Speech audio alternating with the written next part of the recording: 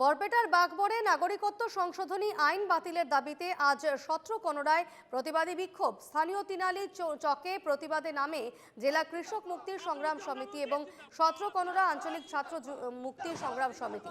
CAA বাতিল করতে হবে, সিএএ মানছি না, মানব না ইত্যাদি স্লোগান ওঠে। বিক্ষোভকারীরা বলেন, অসমের মানুষ কখনো নাগরিকত্ব সংশোধনী আইন গ্রহণ করবে না। জোর করে আইনটি চাপিয়ে দিতে চাইলে ফের শুরু হবে গণ আন্দোলন। সিএএ বাতিল না হওয়া পর্যন্ত লড়াই চলবে বলে জানিয়ে দেয় সংগঠনটি।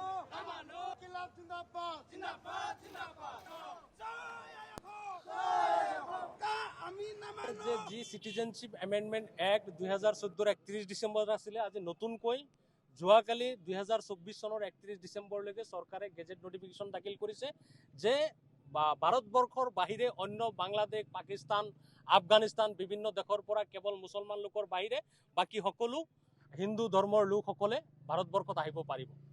আপোনালোকে জানে যে বিগত 2014 চনৰ পৰা অসমত কি ভয়াৱহ কা আন্দোলনৰ নামত অসমখন কেনেকুৱা ধৰণৰ জোৰলা হৈ গৈছিলে আৰু এক প্ৰকাৰ ক'বলৈ গ'লে অসমখন নিস্তব্ধ হৈ গৈছিলে। ঠিক একেই গতিতে আকৌ নতুনকৈ হিমন্ত বিশ্ব শৰ্মা ডাঙৰীয়াই কৈছে যে 10 বছৰ আকৌ নতুনকৈ এক্সটেণ্ড কৰিছে। আমি অসমৰ গোটেই দল সংগঠন ঐক্যবদ্ধ আহি ওলাই আহিছে, ৰাজপথ আজি নিস্তব্ধ হৈছে। আপোনালোকে জানে যে যোৱাকালি তিনিচুকীয়াত বৃহৎ আন্দোলন হৈছে আৰু এই আন্দোলন লাহে লাহে গোটেই অসম জুৰি আপোনাৰ বিয়পি ধৰিছে।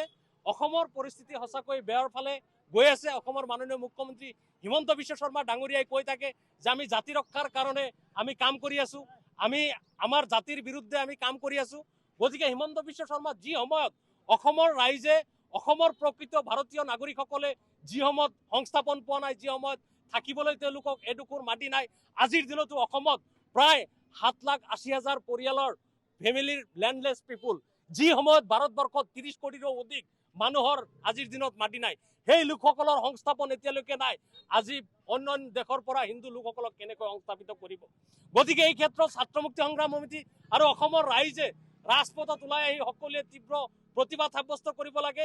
যি আইন নিজৰ দেশৰ কাৰণে, নিজৰ সমাজখনৰ কাৰণে, নিজৰ পৰৱৰ্তী ভৱিষ্যতৰ কাৰণে নিজৰ যি প্ৰজন্ম, সেই প্ৰজন্ম নিশেষ কৰিব বিচাৰিছে, এই প্ৰজন্ম নিশেষ কৰাৰ ষড়যন্ত্ৰ বিফল কৰিব লাগিব। চৰকাৰৰ বিৰুদ্ধে সকলোৱে ঐক্যবদ্ধ হৈ গণতান্ত্ৰিক আন্দোলন সাব্যস্ত কৰিব লাগিব।